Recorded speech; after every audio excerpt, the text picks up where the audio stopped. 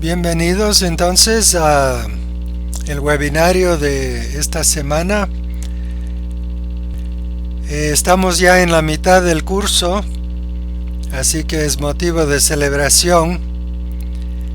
El foro Discutamos los temas tiene más aportes que son bastante interesantes, entonces espero que todos visiten ese foro de vez en cuando. Por favor, no se olviden de hacer las prácticas y también de avisarnos cómo les va en el diálogo semanal. Hay un foro para que informen sus avances. Entonces estamos en la unidad 4 sobre algunos temas de interés al cristiano, parte 1. Esta unidad tiene varias secciones. Vamos a estar hablando acerca de Adán y Eva, el pecado original, la salvación y los dos sacramentos del bautismo y la Eucaristía, y finalmente algo sobre el asunto de los milagros. Y vamos a tratar de aprender cómo explicar el significado espiritual de la historia de Adán y Eva y también de los sacramentos, establecer por qué el dogma del pecado original es antibíblico, aclarar el entendimiento Bahá'í de la salvación y también poner en perspectiva apropiado el tema de los milagros. Entonces, comenzando con Adán y Eva, esta es una de las páginas del rotafolio y hay varias explicaciones acerca de los dos árboles, el árbol de la vida y el árbol del bien y del mal.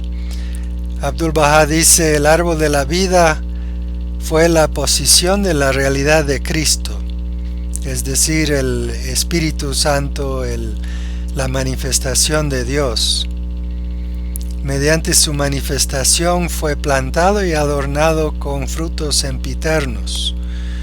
Es interesante que Cristo dijo que el reino de Dios o el reino de los cielos es como una semilla que ya ha sido sembrada y con el tiempo se convertirá en un árbol fructífero, un árbol que dará muchos frutos. Abdul-Bahá dice en cuanto al árbol del conocimiento del bien y del mal: cuando el alma y el espíritu de Adán entraron al mundo humano, él salió del paraíso de la máxima pureza y la absoluta bondad y entró al mundo del bien y del mal. En cierto sentido es un símbolo de este mundo donde existen la dicotomía de la luz y la sombra, del bien y del mal, del calor y el frío, de la luz y la oscuridad. Y a través de nuestro paso por este mundo tan dicotómico, con tantos contrastes, aprendemos lecciones valiosas. El árbol del bien y del mal fue el paso del paraíso de la época en que la humanidad vivía solamente en pequeños grupos familiares y éramos cazadores recolectores, y al comenzar a vivir en pueblos, en ciudades, a cultivar la tierra con el sudor de la frente, tuvimos que diseñar leyes que dictaran el comportamiento aceptable y no aceptable para poder vivir entre personas de diferentes familias, en tribus, y esto fue salir del paraíso de una vida tranquila, de recoger prácticamente nuestros alimentos de los bosques, a vivir una vida ya de trabajo, de leyes, de mayor responsabilidad, salir de la niñez o la infancia ya a la niñez con educación, con formación, con disciplina. Una cosa interesante que quería mencionar aquí es que cuando termina Abdu'l-Bahá de dar varias explicaciones diferentes acerca de la historia de Adán y Eva, él termina diciendo: les he dado algunos de los significados, espero que ustedes puedan encontrar otros. Y estas palabras de Abdu'l-Bahá ilustran uno de los principios de la investigación de la verdad, que es: la verdad tiene muchas aristas, tiene muchas facetas, tanto los símbolos materiales como todas las enseñanzas de las manifestaciones de Dios tienen muchos significados, y no cabe una actitud fundamentalista de que hay una sola manera correcta de entenderlas, sino más bien una actitud de: hemos visto algunos de los significados, ¿qué otros significados pueden haber? Porque, como dice Baha'u'lláh, las enseñanzas de Dios son como un océano profundo en el cual uno puede sumergirse para sacar perlas y corales, o sea, verdades mayores y menores. En cuanto al pecado original, yo les hice algunas preguntas. Una pregunta: ¿qué opinas de la doctrina? Y algunas de las respuestas que han dado incluyen que enseña que pecamos porque somos pecadores y el hombre se salva por gracia, por fe. Según la doctrina católica, con el bautizo se limpia el pecado original de la desobediencia a Dios. Es una metáfora de que no se debe ceder a la tentación ni desobedecer a las órdenes de Dios. Es una historia creada para generar un sentido de culpa en la gente, especialmente en las mujeres, con la idea de que Eva fue la que finalmente acabó tentando a Adán. Y que bautizar a los niños para librarles del pecado original es absurdo, pues el niño es un ser inocente. Cuando se creó el dogma del pecado original, mucho tiempo después de Jesús, realmente ese fue un problema. ¿Qué se hace con los niños? Entonces comenzó el bautismo o el bautizo de los niños, y para poder justificar eso fue necesario crear otros dogmas para explicar eso. Por ejemplo, el limbo. La iglesia finalmente decidió que el limbo no existe porque era antibíblico el limbo. Lo que pocos se dan cuenta es que al eliminar el limbo también se cae como una casa de barajas el resto de todo este dogma del pecado original y la necesidad del bautismo para limpiar ese pecado. Además, en la Biblia dice que ningún hijo heredará los pecados de su padre y ningún padre asumirá o se cargará con los pecados de su hijo. Entonces, en realidad es un dogma totalmente antibíblico. No se basó siquiera en la Biblia, sino en unos conceptos de una obra de ficción de los judíos. Entonces hay bastante tela que cortar ahí, que vamos a leer un poco sobre eso, de cómo se fue formando. Y básicamente es parte de esta necesidad de controlar a la gente. Habíamos visto que hasta hace realmente pocas generaciones la gente debía tener la religión de su rey o emperador, y por eso consideraron que era necesario unificar o lograr la uniformidad en la doctrina para que el reinado o el imperio sea unido.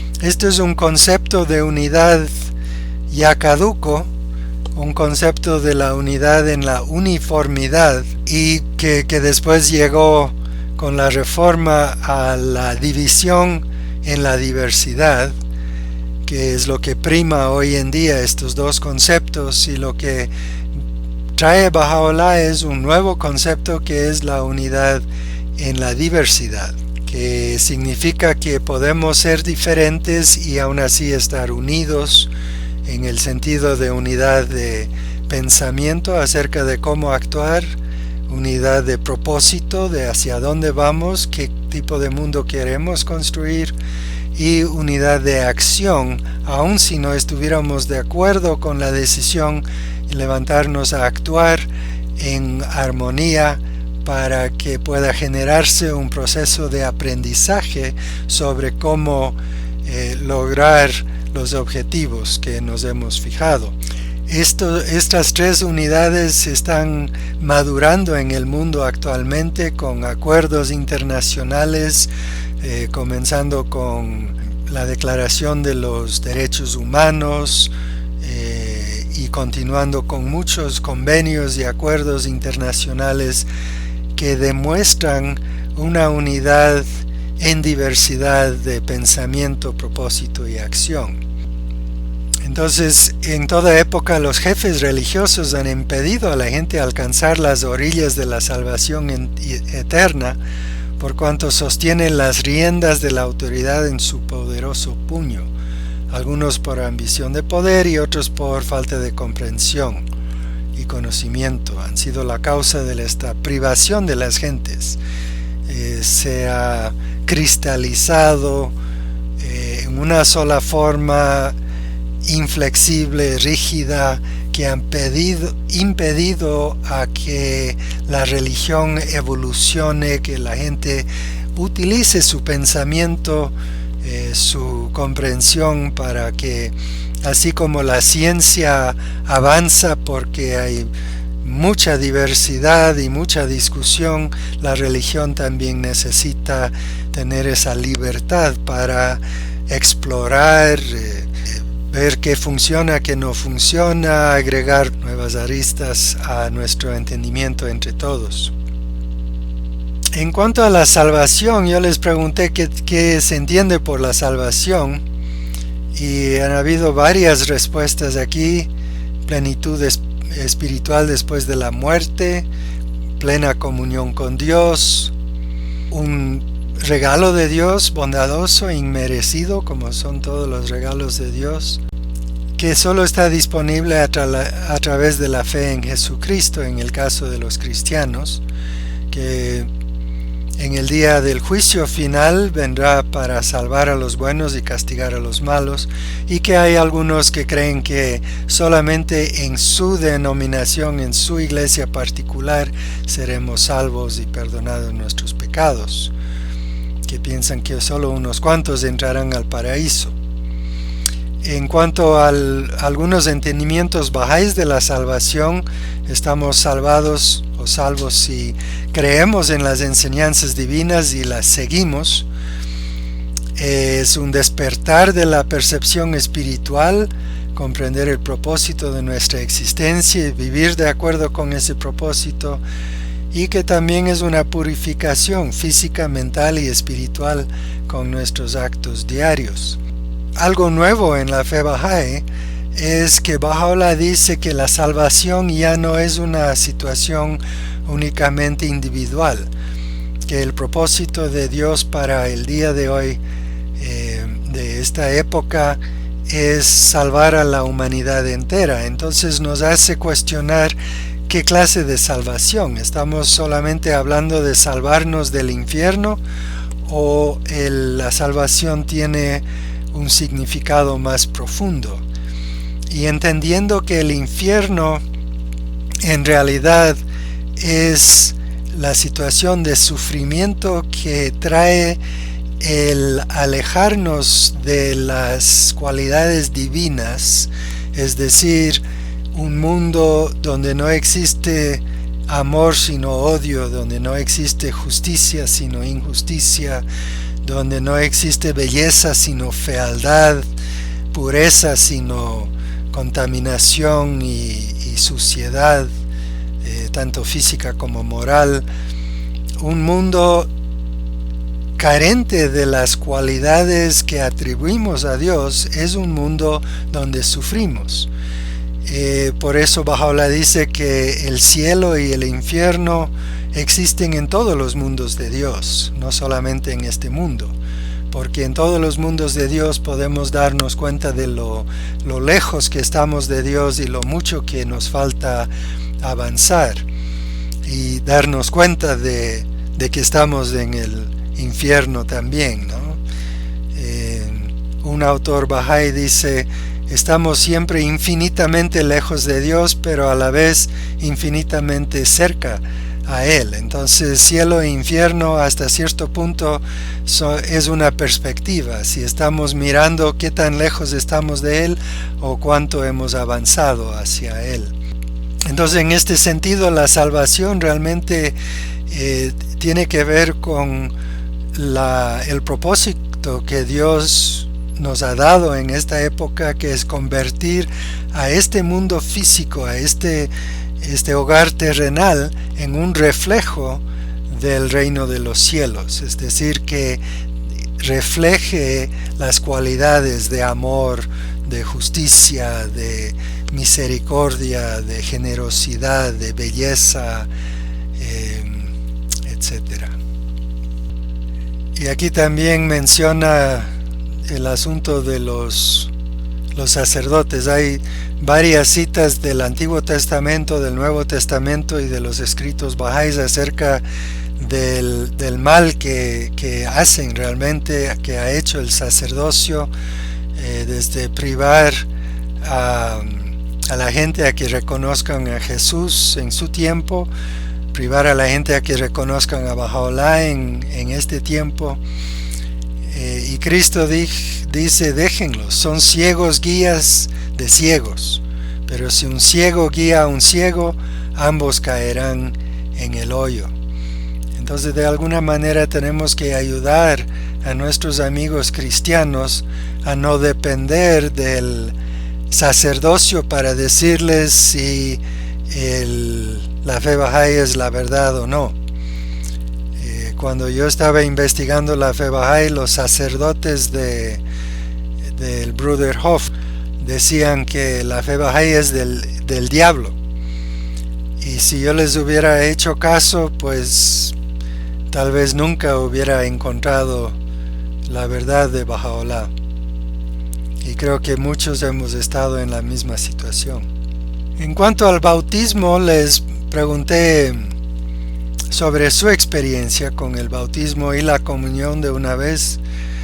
Uno de los amigos dijo: tomar la comunión es una experiencia muy introspectiva, de gran profundidad espiritual, es recibir a Dios mismo, una experiencia libertadora y de gran amor.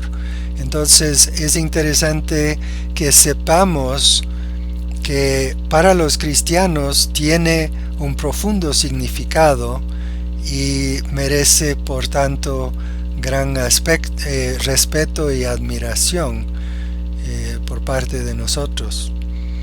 Otro dijo que la primera comunión fue una experiencia espiritual porque nos enseñaron los 10 mandamientos, que después nos dimos cuenta de que ha sido de Moisés y no de Cristo, pero que nos asustaba tener que confesar los pecados al sacerdote. Y otra persona explicó con algún detalle acerca de los diferentes las experiencias con los sacerdotes.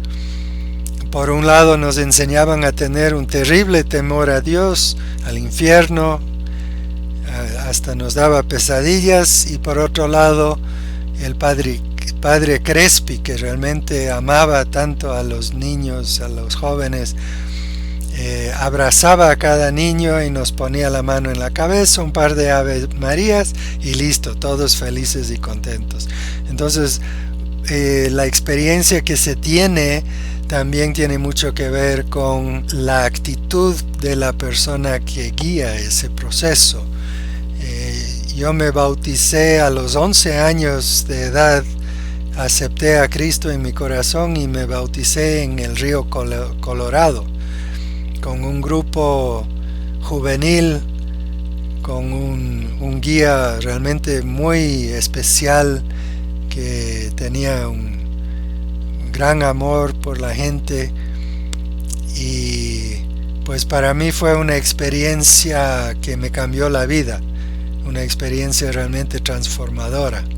Entonces tengamos presente que es muy especial para mucha gente este tipo de experiencia, y tratemos de verlo como tal al hablar con ellos. En la guía de estudios se da varias citas para apoyar este simbolismo del significado espiritual del bautismo. Comenzamos con un corazón sucio, de lujuria, odio, mentira, arrogancia, etc. Y a través del agua del conocimiento de Dios y el fuego del amor a Dios, se purifica el corazón y logra la pureza, el amor, la verdad, la humildad. Cristo dice que hay que bautizarse con agua, con fuego y con espíritu. Y a veces, por molestar a los cristianos, les he preguntado si me pueden mostrar sus quemaduras de bautismo, y se sorprenden, y les explico: sí, Cristo dijo que hay que bautizarse con fuego. No, eso es un símbolo, dicen. Entonces el agua no es un símbolo. ¿Y qué significa bautizarse con el Espíritu? Entonces son asuntos que tenemos que ayudarles a ver, que en realidad todo es simbólico de realidades espirituales que hay detrás del bautismo. Y no es que los bahá'ís no tenemos el bautismo, sí tenemos el bautismo. Estamos bautizándonos cada vez que estudiamos las enseñanzas, y cada vez que oramos, cada vez que luchamos con el ego, con las tentaciones o pruebas que Dios nos manda. Es un proceso constante por toda la vida, no una sola vez. En cuanto a la Eucaristía, hay varias menciones en la Biblia acerca del pan, la levadura. Cristo dijo: no solo del pan vivirá el hombre, sino de toda palabra de Dios. Entonces, no solamente está diciendo que necesitamos la palabra de Dios y no solo vivir para el cuerpo, sino también está creando un paralelo entre pan y palabra, que en realidad el pan espiritual es la palabra de Dios. Y en otra cita dice: el espíritu es el que da vida, la carne para nada aprovecha. Las palabras que yo os he hablado son espíritu y son vida. Entonces, nuevamente viendo que la palabra de Dios no es como la palabra de cualquier ser humano, realmente llevan poder, el poder de dar vida espiritual. En otra parte Jesús dice: mi comida es que haga la voluntad de aquel que me envió. Entonces también hay un paralelo aquí entre alimentar el alma y actuar de acuerdo con su palabra, con sus enseñanzas. Entonces, no solamente estudiar las enseñanzas de Dios, sino también tratar de integrarlas, asimilarlas, digerirlas dentro de nuestro ser espiritual. Otra cita que demuestra el paralelismo entre el pan y las enseñanzas es: cuidaos de la levadura de los fariseos. Y los apóstoles creyeron que estaba hablando del pan de los fariseos, que no lo compre, y en realidad estaba haciendo un paralelo entre levadura y enseñanzas. La levadura entendida como un elemento en la fabricación del pan que hace que se multiplique, que se levante el pan. Entonces, en realidad, el discurso, las palabras, la forma como hablamos con la gente realmente va creando un cambio. Puede ser un cambio positivo o negativo. Y vemos muchas levaduras en el tiempo actual de las cuales debemos cuidarnos mucho y ayudar a proteger especialmente a los niños y prejóvenes que están recién formándose, y que esa levadura puede hacer que crezcan malezas en sus corazones, que crezca su espíritu en formas que no convienen ni a ellos ni al resto de la humanidad.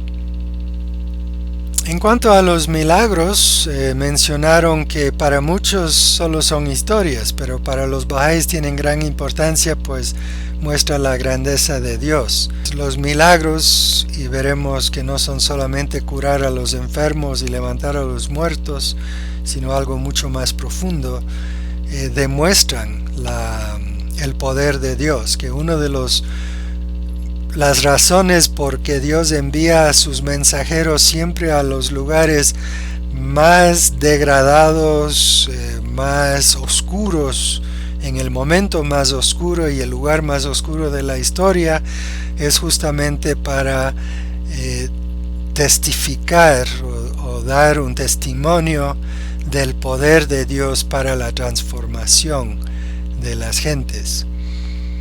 Alguien dijo que contar los milagros del Baba y Baha'u'lláh podría crear afinidades entre Jesús y los profetas Bahá'ís, o las dobles manifestaciones, el Baba y Baha'u'lláh. Y sí podría ser interesante hacerlo así si vemos que el buscador necesita milagros para poder abrirse hacia el investigar otros aspectos más de fondo. Alguien dijo: no acostumbro a hacerlo, solo cuento los milagros que he recibido con su infinito amor. Entonces es interesante, todos hemos experimentado los milagros de Dios en nuestras vidas, y el dar testimonio de eso es algo muy personal y muy hermoso. Alguien dijo: los milagros son solo pruebas para quienes lo atestiguan, no hay que darles mucha importancia. Sí y no, para nosotros no tienen mucha importancia sino como símbolos, los milagros físicos, pero al hablar con las personas, si vemos que para ellos son importantes, no tenemos que restarles importancia porque podrían ofenderse. Alguien dijo también: la influencia que ejercieron aún con tanta opresión es ya un milagro. Los milagros externos carecen de importancia, lo que es importante es la curación espiritual. Sí, justamente no negamos el hecho de que Jesús haya curado a los enfermos, por ejemplo. Es muy posible y muy probable. Creo que hay historias de todas las manifestaciones de Dios que lo han hecho en algún momento. Pero también sabemos que tanto el lenguaje de las manifestaciones de Dios es simbólico, como también muchos de sus actos. Realizan actos simbólicos que también son tan enseñanza como sus palabras. Y el acto simbólico de curar a un enfermo transmite algo al corazón de la persona, tal vez hasta con más fuerza que el decir Dios cura a los enfermos. El decirlo nomás, sí, cura a los enfermos, pero verlo en la práctica es otra cosa. Eso impacta más y llega más la enseñanza más profundamente. Y podemos ver en los actos de manifestaciones de Dios muchos actos simbólicos. El bautismo de Cristo, como Cristo contó que había sido tentado por el diablo, una enseñanza simbólica muy profunda ahí. El hecho de que Moisés haya tenido que hablar a través de un portavoz. Bueno, la lista es interminable, y es importante. Los judíos tenían esta costumbre de mirar en todo en la vida, todo lo que sucedía en la vida, tratar de entenderlo como un mensaje, como un símbolo de algo que tenían que aprender. Y esto es muy rico, muy valioso. Y alguien ha dicho, el mayor milagro es la palabra de Dios que cambia los corazones de los hombres. Sí, ese es el milagro más grande. Es la transformación espiritual de las personas. Entonces este cuadro es del rotafolio, donde vemos algunas citas bíblicas. Dijo Jesús, para juicio he venido yo a este mundo, para que los que no ven vean y los que ven queden cegados. Entonces uno se preguntaría, bueno, Jesús, que sepamos, no cegó a nadie, y sabiendo que era tan amoroso y bondadoso, no cegaría a nadie. Entonces, ¿a qué se refiere a esto? Y justamente el juicio es que los que creemos haber entendido algo, cuando viene la manifestación de Dios en el nuevo día, distingue entre la verdad y la falsedad, y puede ser que lo que nosotros hemos creído que era verdad acaba siendo falsedad si hacemos caso a lo que dice el mensajero de Dios. Yo sé que en mi propio caso aprendí muchas cosas en una familia cristiana que tuve que ir desaprendiendo, y en muchos casos no es fácil, es a veces difícil desprenderse de cosas que uno ha aprendido desde la niñez.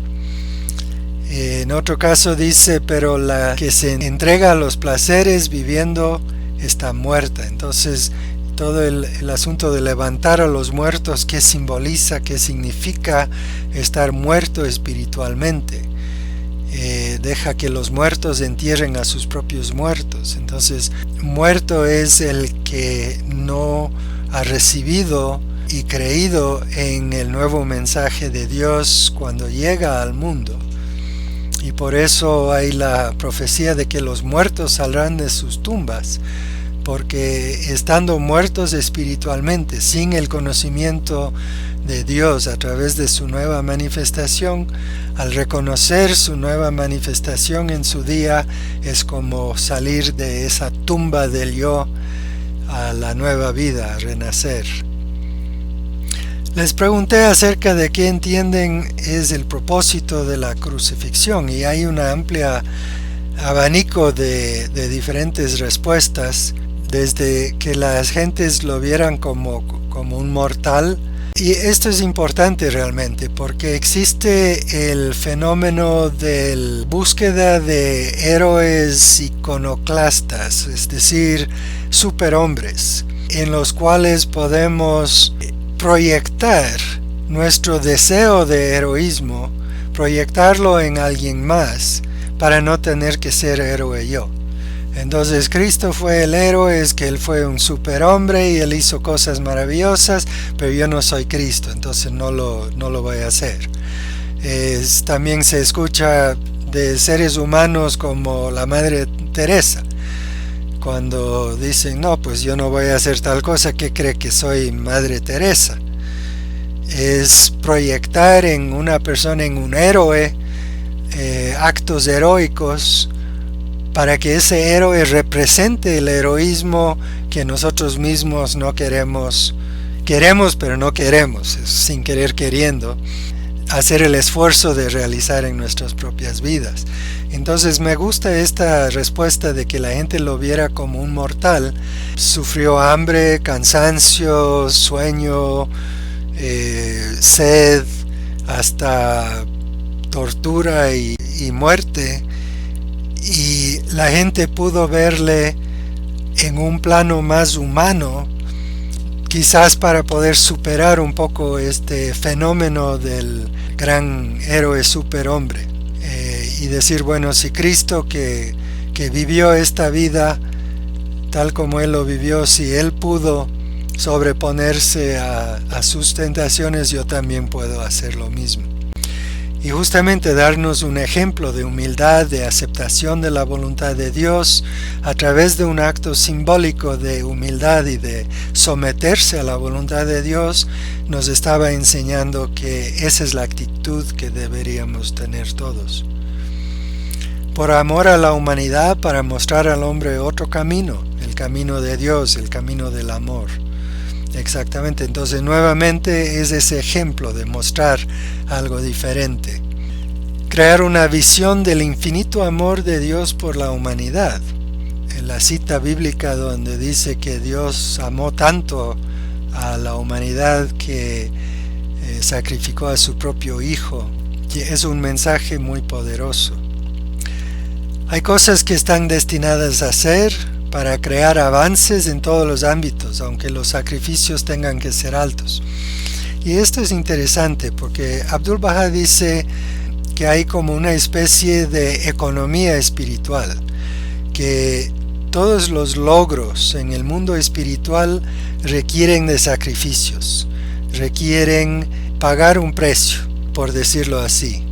Explica, por ejemplo, por qué si uno hace un tremendo esfuerzo para lograr algo y no tiene efecto, dice, no sabemos que no haya tenido efecto, porque a lo mejor tú con ese esfuerzo estás pagando el precio para que en otro lado sea exitoso. Es como si empujas para abajo en un lugar, surge en otros lugares. Crisis y victoria. La idea de que los bahá'ís en Irán, que están siendo perseguidos, puestos en prisión, torturados, ejecutados, sacados de su escuela, colegio, universidad, de sus trabajos, robados sus pensiones, etc., que aunque parece inútil todo ese sufrimiento, en realidad ese precio que ellos están pagando es el pago que están haciendo para que nosotros en este lado del mundo podamos tener éxito en nuestros propósitos. Otro dijo, un acto de amor hacia la humanidad para que su mensaje tuviera trascendencia a través de los tiempos. Sí, cuando la gente ve que una manifestación de Dios, que alguien que dice ser una manifestación de Dios, está dispuesto a sufrir cualquier consecuencia, a aceptar cualquier sufrimiento, no solo a aceptar, sino que vemos que sufren, son ejecutados, son hechos prisioneros, son exilados. Entonces eso toca el corazón de la persona y dice, no, esto es verdad. No es que estaba haciéndose millonario a costa de decirle a la gente mentiras, como hemos visto que tantos falsos profetas lo han hecho, sino que realmente estaba dispuesto a sufrir por nosotros para darnos este mensaje. Y es el sacrificio para que sus enseñanzas lleguen a la humanidad y así se cumpla la voluntad de Dios. Entonces hemos pasado muy brevemente esta unidad. En realidad las 6 secciones, si leen uno por día, son 34 páginas en total. Por favor, no se atrasen en las lecturas y es muy importante leer todo, no solo contestar las preguntas. Hay pocas preguntas y yo sé que a veces el documento quiere saltar directamente a la primera pregunta. Por eso la primera pregunta que he puesto en la parte superior es ¿cómo se llama? ¿Cuál es su nombre? De esa manera siempre van a comenzar en la primera hoja. Algunos sé que han imprimido y anillado su rotafolio. Quiero animar a que los demás lo hagan. Hay unos cuadernos que tienen como bolsillos de plástico que se puede insertar las hojas, y con una de esas de 60 hojas pues entra perfectamente el rotafolio y queda muy elegante, muy útil. Y sus prácticas, explicar el tema a su amigo cristiano y por favor informen, yo quiero ver esos informes. En todo caso, quiero agradecerles por su presencia esta noche, que disfruten mucho de las lecturas de esta semana, que se igualen, que hagan sus prácticas y estoy a las órdenes para cualquier consulta. Buenas noches.